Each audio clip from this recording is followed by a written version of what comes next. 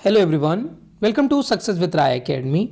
8 March 2024 के दैनिक जागरण के राष्ट्रीय संस्करण को आज के इस वीडियो में डिस्कस करेंगे। तो चलिए वीडियो को स्टार्ट करते हैं। और सबसे जो पहली हेडिंग है कि महंगाई भत्ता 4% तक बढ़ा है और अब ग्रेजुएटी सीमा 25 लाख तक कर दी गई है।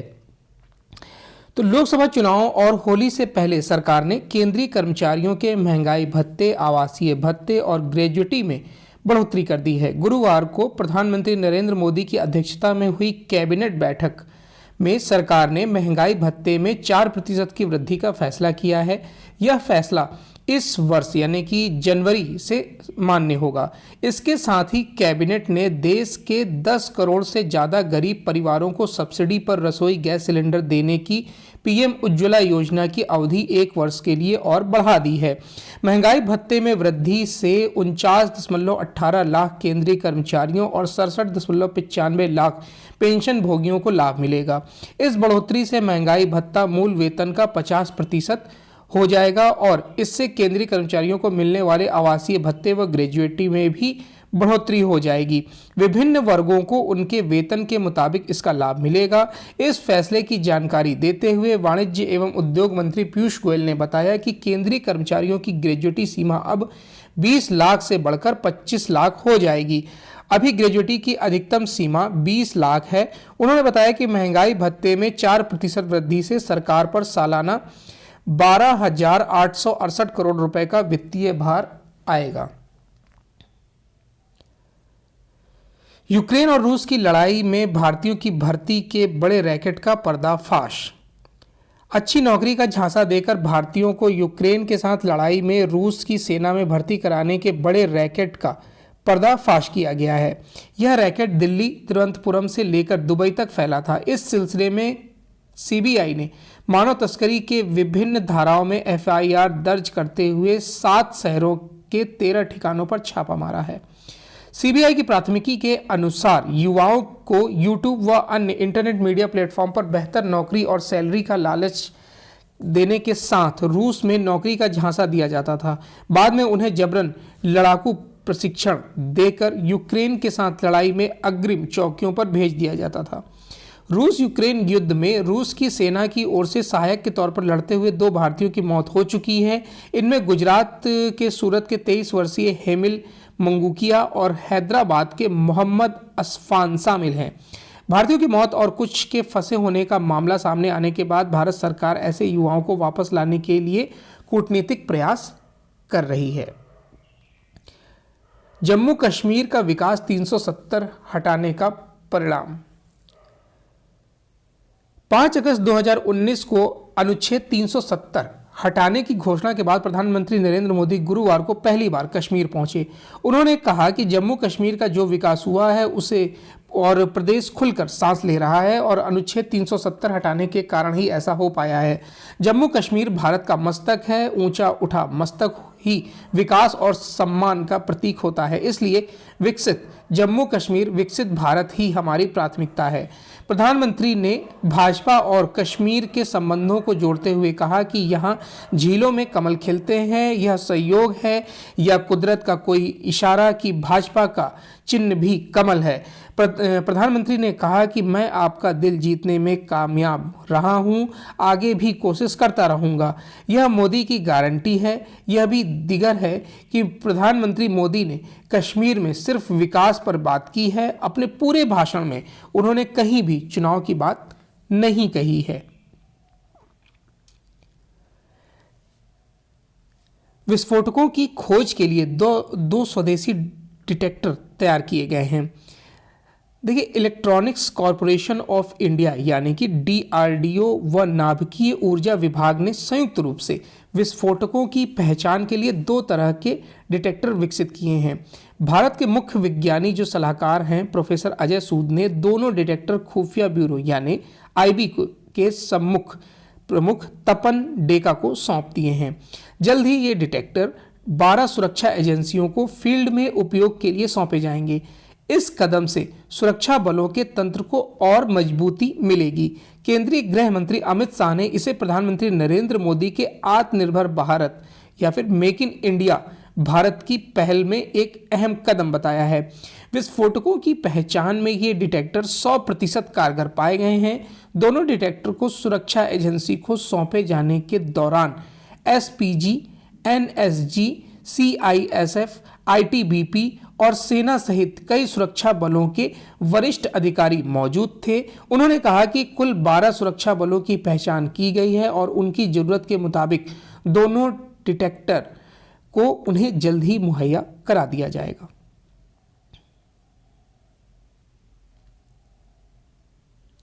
किसान बच्चों को बना रहे ढाल, क्या जंग करना चाहते हैं? पंजाब और हरियाणा हाईकोर्ट ने हरियाणा से सटे पंजाब के संभू और खनौरी बॉर्डर पर चल रहे किसानों के प्रदर्शन पर कड़ी टिप्पणी की है। कोर्ट ने कहा, कैसे माता पिता हैं कि छोटे बच्चों को ढाल बना रहे हैं। बड़े शर्म की बात है कि बच्चों की आड़ में हथियारों के साथ प्रदर्शन किया जा रहा है, इसे शांतिपूर्ण बताया जा रहा है। पूछा कि किसान क्या कोई जंग करना चाहते हैं? यह पंजाब की सभ्यता नहीं है। ऐसे किसान नेताओं को गिरफ्तार कर चेन्नई की जेल में भेजना चाहिए। हाई कोर्ट ने किसानों के प्रदर्शन को शांतिपूर्ण बताने वाले वकील को भी फटकार लगाई है। कहा कि उन्हें कोर्ट में खड़े होने का अधिकार ही नहीं है। किसान नेता बलबीर सिंह राजेवाल और अन्य की ओर से दायर याचिका पर गुरुवार को हाई कोर्ट ने सुनवाई की। हरियाणा व पंजाब सरकारों ने हलफनामा दाखिल किया। हरियाणा की ओर से प्रस्तुत कई फोटो देखने के बाद पीठ ने किसानों से पूछा कि हथियारों के साथ शांतिमय प्रदर्शन कैसे हो सकता है। प्रदर्शन के दौरान अगर बच्चों को कुछ हो गया तो कहेंगे कि बच्चों पर भी जुल्म किया गया है। जिन बच्चों को स्कूल में होना चाहिए वे हथियारों के साथ नजर आ रहे हैं। और क्या ऐसे माँ बाप ये सही कर रहे हैं कि अपने बच्चों को ढाल बनाकर किसी बात को मनवाने की कोशिश कर रहे हैं?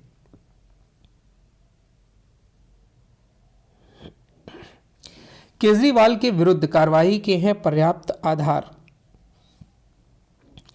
आबकारी घोटाले से जुड़े मनी लॉन्ड्रिंग मामले में बार बार जारी सम्मन को नजरअंदाज करने पर राउज एवेन्यू कोर्ट ने मुख्यमंत्री अरविंद केजरीवाल को सम्मन जारी करते हुए कहा कि उनके विरुद्ध कार्रवाई के पर्याप्त आधार हैं। अतिरिक्त मुख्य मेट्रोपॉलिटन मजिस्ट्रेट दिव्या मल्होत्रा ने केजरीवाल को 16 मार्च को अदालत के समक्ष पेश होने का निर्देश देते हुए कहा कि धन शोधन निवारण अधिनियम के तहत किए गए सम्मन का अनुपालन करने को संबंधित व्यक्ति बाध्य है। ऐसा नहीं कर उस व्यक्ति के खिलाफ मुकदमा चलाया जा सकता है।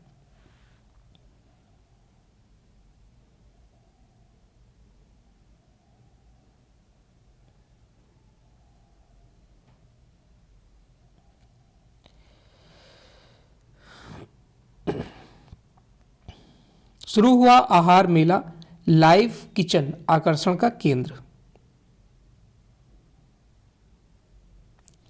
भारत मंडपम में गुरुवार को शुरू हुए 38वें अंतर्राष्ट्रीय खाद्य और अतिथि मेला आहार 2024 में लाइव किचन यहां आने वालों को खूब लुभा रहा है। विभिन्न कंपनियों के शेफ जब डेमो शो के जरिए अलग अलग तरह के व्यंजन बनाते हैं तो उनका स्वाद देने के लिए दर्शक कतार में लगने से भी नहीं कतराते हैं। मेले में आने वाले दर्शकों को गर्मा-गर्म व्यंजनों का स्वाद खूब भा रहा है। खाने के शौकीनों के लिए यहाँ बहुत कुछ है, तो इस पेशे से जुड़े व्यवसायियों के लिए हर स्टॉल पर कुछ न कुछ नया उपलब्ध है। भारतीय व्यापार संवर्धन संगठन यानी कि ITPO के अधिकारियों ने बताया कि पहली बार यह मेला 1.10 लाख वर्ग मीटर क्षेत्रफल आयोजित किया जा रहा है। 5 दिन चलने वाले इस मेले में 19 देशों सहित देश विदेश की करीब 1600 कंपनियां हिस्सा ले रही हैं। जर्मनी, चीन, Taiwan, Iran, Italy, Japan, Nepal, रूस, स्वीडन, तुर्की, तुर्कमेनिस्तान व संयुक्त अरब अमीरात की भागीदारी भी इसमें है। 2020 में सीमा पर हुई खूनी सैन्य झड़प के लिए चीन जिम्मेदार, जयशंकर। हिंद प्रशांत क्षेत्र में चीन के आक्रामक विस्तारवादी रवैये पर विदेश मंत्री एस जयशंकर ने एक बार फिर निशाना साधा है। साथ ही कहा है कि इस महासागरीय क्षेत्र में शांति, संपन्नता व स्थिरता के लिए जापान भारत का एक स्वाभाविक साझेदार देश है। जयशंकर अभी जापान की यात्रा पर हैं और गुरुवार को उन्होंने कहा कि जापान के विदेश मंत्री कामिकावा योको के साथ भारत जापान रणनीतिक वार्ता की अध्यक्षता की है। इस वार्ता में बुलेट ट्रेन, सेमीकंडक्टर वीजा, प्रदान करने से सहूलियत देने वाले समेत हिंद प्रशांत क्षेत्र की स्थिति पर भी काफ़ी विस्तार से चर्चा हुई। जयशंकर ने इस बैठक में कहा कि भारत और जापान हिंद प्रशांत क्षेत्र के दो महत्वपूर्ण देश हैं और दोनों ही इस क्षेत्र की चुनौतियों के मद्देनजर अपना कर्तव्य दायित्वपूर्ण तरीके से निभाने को तैयार हैं। इस बयान से कुछ ही घंटे पहले जयशंकर ने टोक्यो में रायसीना डायलॉग के तहत आयोजित कार्यक्रम में चीन पर सीधे तौर पर आरोप लगाया कि उसने भारत के साथ लिखित समझौते का उल्लंघन किया है। चुनावी बॉन्ड मामले में एसबीआई के खिलाफ अवमानना याचिका दायर। गैर सरकारी संगठन एसोसिएशन फॉर डेमोक्रेटिक रिफॉर्म्स यानी कि एसटीआर ने एसबीआई के खिलाफ सुप्रीम कोर्ट में अवमानना याचिका दायर की है। इसमें मांग की गई है कि राजनीतिक दलों को इलेक्टोरल बॉन्ड से मिले चंदे की सूचना साझा करने के शीर्ष कोर्ट के आदेश का जानबूझकर पालन न करने पर एसबीआई के खिलाफ अवमानना कार्रवाई शुरू की जाए। याचिका में कहा गया है कि एसबीआई ने जानबूझकर अंतिम समय में अर्जी दाखिल कर कोर्ट से आदेश के अनुपालन का समय 6 मार्च से बढ़ाकर 30 जून करने की मांग की है, ताकि इलेक्टोरल बॉन्ड के जरिए राजनीतिक दलों को मिले चंदे की जानकारी लोकसभा चुनाव से पहले सार्वजनिक न हो पाए। गुरुवार को याचिकाकर्ता संस्था की ओर से पेश वकील प्रशांत भूषण ने चीफ जस्टिस डीवाई चंद्रचूड़ की अध्यक्षता वाली पीठ के समक्ष अवमानना याचिका का जिक्र करते हुए इस पर जल्द सुनवाई की मांग की है और कहा है कि एसबीआई के जो आदेश के अनुपालन का समय बढ़ाने की मांग वाली अर्जी सोमवार को सुनवाई पर लगी है। ऐसे में कोर्ट इस अवमानना याचिका को उसी के साथ सुनवाई के लिए लगा दे। पहले नेशनल क्रिएटर्स पुरस्कार आज प्रदान करेंगे प्रधानमंत्री नरेंद्र मोदी। प्रधानमंत्री नरेंद्र मोदी गुरुवार को पहले नेशनल क्रिएटर्स पुरस्कार प्रदान करेंगे। कार्यक्रम का आयोजन सुबह 10:30 बजे भारत मंडपम में किया जाएगा। देश में पहली बार दिए जा रहे पुरस्कार के लिए तकरीबन 1.5 लाख नामांकन आए हैं और 10 लाख वोट डाले गए हैं। पुरस्कार के लिए 3 अंतर्राष्ट्रीय क्रिएटर्स समेत 23 विजेताओं को चुन लिया गया है। इस दौरान प्रधानमंत्री मौजूद रहेंगे और लोगों को संबोधित भी करेंगे। प्रधानमंत्री कार्यालय ने बताया कि यह पुरस्कार देश में सकारात्मक बदलाव लाने के लिए और रचनात्मकता का उपयोग करने के लिए प्रदान किया जाएगा। पुरस्कार को लेकर लोगों में काफ़ी उत्साह है। पहली बार दिए जा रहे पुरस्कार के लिए 20 श्रेणियों में 1.5 लाख से अधिक नामांकन मिले हैं। यह पुरस्कार सर्वश्रेष्ठ कहानीकार पुरस्कार, वर्ष का विघ्नकर्ता, वर्ष का सेलिब्रिटी क्रिएटर, हरित चैंपियन पुरस्कार, इस तरीके के कई पुरस्कारों के नाम से यहां पर संबोधित किया गया है। दुश्मनी का भाव रखने वालों को जवाब देने को तैयार।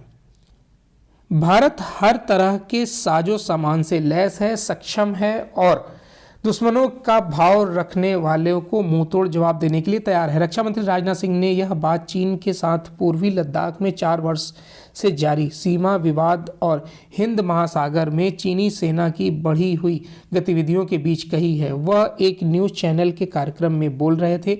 रक्षा मंत्री ने जोर देकर कहा कि भारत का समूचा सुरक्षा तंत्र इस समय ऊर्जा से भरा हुआ है।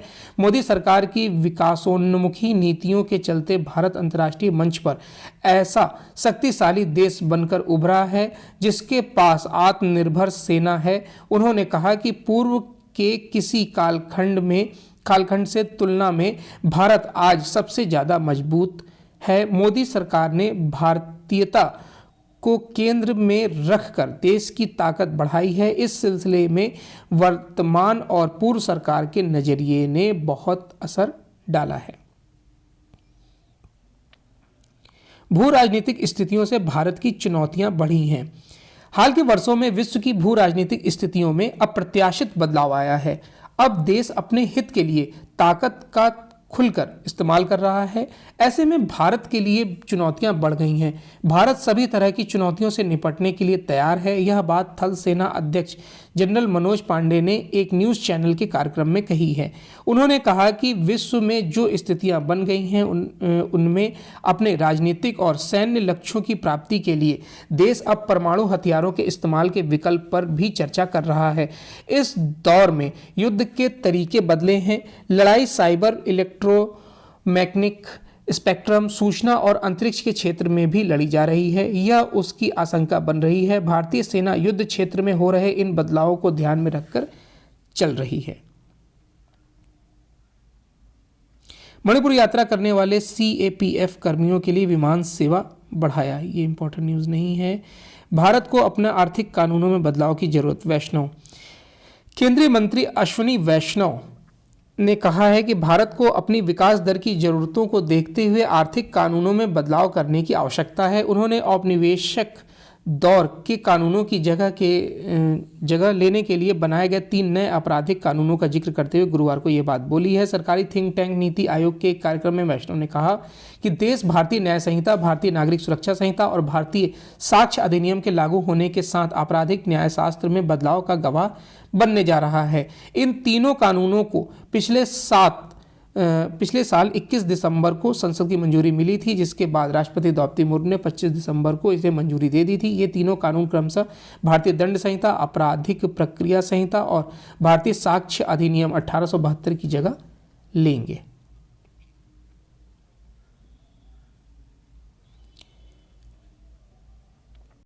नेक्स्ट पेज है एडिटोरियल पेज। एडिटोरियल पेज पर पहला आर्टिकल है राजवंश सरीखी राजनीति। भारतीय राजनीति में नए नेतृत्व का प्रजा के बीच से न उभरना और नेताओं द्वारा अपने परिवार को थोपने का रुझान चिंताजनक है।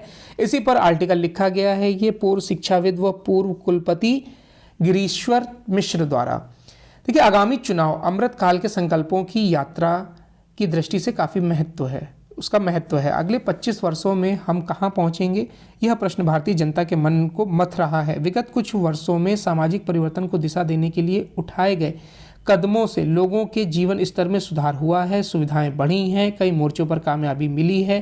हालांकि यह कहना भी ठीक नहीं होगा कि सब कुछ ठीक है, अभी भी बहुत कुछ सुधार करना शेष है। संप्रति राजनीतिक परिदृश्य पर जनता की कम और राजनीति के नए पुराने किरदारों की भूमिका ही अधिक दिखाई पड़ती है। देश में जल्द ही सबसे बड़ा चुनाव होने जा रहा है। देश चलाने के लिए अनेक छोटे बड़े दल चुनावी दंगल में शामिल होने को आतुर हैं। उनकी बातों में देश के लिए और देश में उपेक्षित और हाशिए पर स्थित लोगों के लिए चिंताएं दिख रही हैं। इन वर्गों के लिए अनेकानेक प्रस्ताव भी पेश होते रहे हैं। भावी नीति रीति को स्पष्ट करने के लिए राजनीतिक दलों द्वारा घोषणा पत्र जारी किया जाता है। अब संकल्प पत्र भी जारी होते हैं। इन सब के बीच व्यापक मुद्दों पर बहस राजनीति से गायब हो रही है। स्वस्थ बहस और नीतिगत चर्चा का पटाक्षेप सा हो गया है। परस्पर दोषारोपण का जो अंतहीन सिलसिला चल निकला है, सत्ता की शक्ति का आकर्षण बेजोड़ होता है। उसके लिए नेताओं को किसी भी चीज से परहेज नहीं है। अतीत की ओर देखें तो स्वतंत्रता संग्राम के समय राजनीति का रिश्ता देश सेवा और आत्मदान से जुड़ा गया था। आज अधिकांश नेताओं के पास आय से अधिक संपत्ति होना एक आम बात है। इसी के साथ एक पक्ष और प्रबल होने लगा है कि नेता का परिवार और परिजन भी राजनीति में अवांछित दखल देने लगे हैं। जनसेवा और लोक संग्रह से कोसों दूर ये नए नवेले अगली पीढ़ी के नेता मुख्यतः कर्मठ जनसेवा की बदौलत नहीं बल्कि वंशधर होने के कारण उसमें शामिल होने लगे हैं। राजनीति का जो आधार पहले जनता से जुड़ा था वह दरकने लगा है। अपने विश्वस्त की तलाश करते वरिष्ठ या सीनियर नेताओं की आंखें घूम फिरकर अपने बेटी, बेटे, पत्नी, भाई, भतीजे और नाते रिश्तेदारों पर टिकने लगती हैं। वर्तमान में जिस तरह की परिस्थितियां बन रही हैं उनसे लोकतंत्र की मुश्किलें बढ़ना तय है। खानदानी तौर पर राजवंश सरीखी राजनीति के प्रमुख दावेदारों की सूची बढ़ती जा रही है। स्थानीय और राष्ट्रीय राजनीति में इनके कर्तव्य जो सार्वजनिक रूप से हैं वे उपस्थित हैं। भारत में विभिन्न दलों से आते ये परिवार और उनके परिजन सालों साल साज सज्जा पर आसीन होकर सीधे या परोक्ष नियंत्रण से राजनीति करते हुए हमारे देश की दशा बनाते बिगाड़ते आ रहे हैं। लोकतंत्र के लिए वंशवाद खतरनाक है और राजनीतिक बिरादरी को इस पर विचार करना होगा। नेक्स्ट आर्टिकल है समान संहिता के केंद्र में आए महिलाएं। तो समान नागरिक संहिता के निर्माण में लैंगिक समानता को सर्वोच्च प्राथमिकता दी जानी चाहिए। इसी पर आर्टिकल लिखा गया है। महिला अधिकारों की कार्यकर्ता नाइश हसन द्वारा। देखिए, महिलाओं के अधिकारों के लिए संघर्ष करते हुए दशकों पहले हमारे पुरखों ने यह महसूस कर लिया था कि भारत के पंथ आधारित निजी कानून महिलाओं को न्याय नहीं देते, लिहाजा उनमें बदलाव किया जाना चाहिए ताकि लैंगिक समानता का आधार कानून बनाने और निजी बदलाव में कानूनों में बदलाव की मांग उठने लगी। वर्ष 1971 में पुणे में हुई महिला कांग्रेस के दौरान भी यह बात जोरदार तरीके से उठी और लैंगिक समानता और स्त्री गरिमा की बात को बल मिला। इस तरह से हम पिछले 150 वर्षों से समान नागरिक संहिता की दिशा में अग्रसर हैं। आज हमारे देश में सभी नागरिकों के लिए समान नागरिक संहिता के प्रावधान मौजूद हैं जो पहले नहीं थे। बस उत्तराधिकार, शादी, तलाक और बच्चों के संरक्षण के मामले में सभी समुदायों के अपने अपने कानून हैं। यह कहना उचित ही होगा कि वे महिलाओं को वांछित अधिकार नहीं देते हैं। आज़ादी के बाद से महिलाएं उन्हें लगातार चुनौती देती आ रही हैं। 1948 के बाद से कई ऐसे मौके आए हैं जब सुप्रीम कोर्ट ने भी समान नागरिक संहिता की वकालत की और अनुच्छेद 44 का हवाला दिया है। उत्तराखंड में समान नागरिक संहिता की पहल करके राज्य के मुख्यमंत्री पुष्कर सिंह धामी ने अपनी सरकार के एजेंडे में शामिल एक काम को पूरा तो कर लिया, लेकिन इस कानून के बारे में महिलाएं उनके कुछ सवाल भी कर रही हैं। इस कानून के तहत लिव इन रिलेशन में रहने वाले जोड़ों को सरकार के सामने अपने दस्तावेज पेश करने होंगे। इसकी अनदेखी नहीं की जा सकती है कि हमारे समाज में प्रेम करने वाले जोड़ों को अक्सर मार डाला जाता है। ऐसी संभावना है कि आगे और भी राज्य इस पर जरूर गौर करेंगे और उत्तराखंड का समान नागरिक संहिता का मॉडल यहाँ अनेक महिलाओं के नज़रिए से मुफीद है या नहीं। जब सरकारें समान नागरिक संहिता के मसौदे पर बहस करें तो उन्हें यह सुनिश्चित करना चाहिए कि विचार विमर्श में सभी समुदाय की महिलाओं की भागीदारी और लैंगिक समानता का नज़रिया उनके केंद्र में हो। इससे ही महिलाओं के लिए समानता की लड़ाई और प्रभावी हो सकेगी।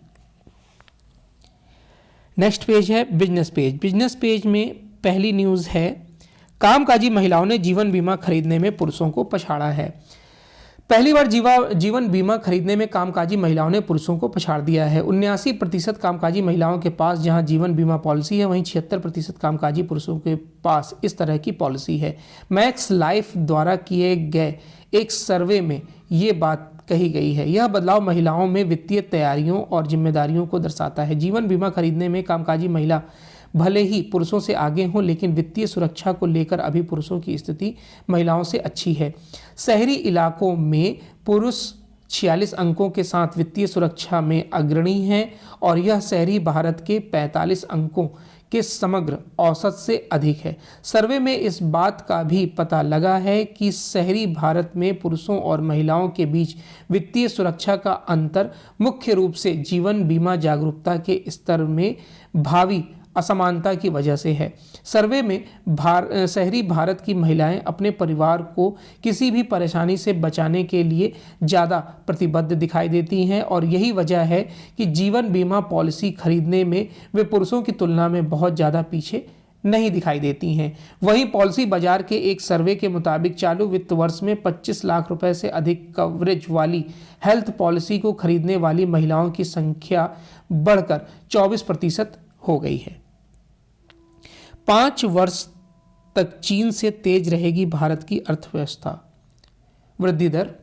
वैश्विक वित्तीय सेवा कंपनी बार्कलेज भारतीय अर्थव्यवस्था को लेकर काफ़ी आशावादी दिख रही है। उसका मानना है कि आने वाले सालों में दुनिया की कुल जीडीपी में भारत का योगदान बढ़ता जाएगा, जबकि चीन का योगदान कम होता जाएगा। चीन की विकास दर अगले 5 साल तक भारत से कम रहने का अनुमान है। गुरुवार को जारी बार्कलेज की रिपोर्ट में कहा गया है कि भारतीय अर्थव्यवस्था में वर्ष 2024 से वर्ष 2028 तक 8% की दर से विकास दर की क्षमता है, लेकिन इस काम के लिए भारत को कुछ आर्थिक बिंदुओं पर ध्यान देना होगा।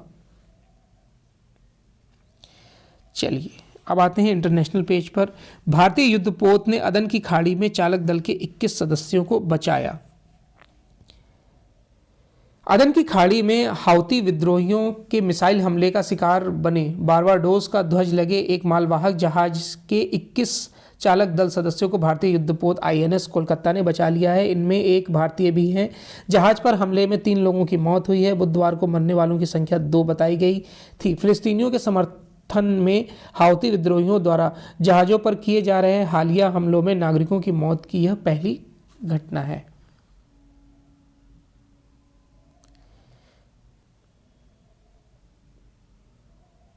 मालदीव ने कहा कि भारतीय कर्मी उसके निर्देशन में कार्य करें। मालदीव के सुरक्षा बल ने कहा है कि वह भारत द्वारा दिए गए हेलीकॉप्टर का संचालन करेंगे और भारतीय तकनीकी विशेषज्ञ भी उनके निर्देशन में ये कार्य करेंगे। यह बात मालदीव नेशनल डिफेंस फोर्स के कर्नल अहमद मजूथबा मोहम्मद ने कही है।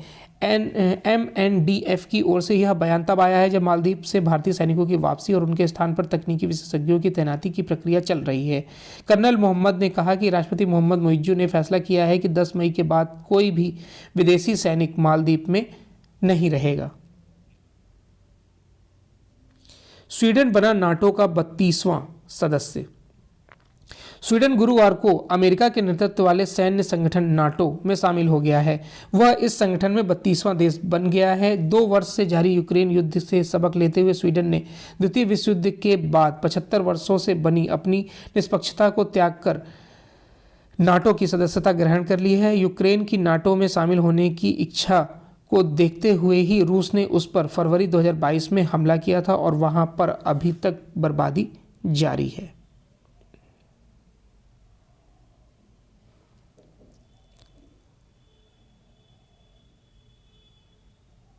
तो ये आज का 8 मार्च 2024 का दैनिक जागरण का राष्ट्रीय संस्करण था। आई होप आपको वीडियो अच्छा लगा होगा। अगर वीडियो अच्छा लगा हो तो लाइक और शेयर कर दीजिएगा। वीडियो देखने के लिए धन्यवाद।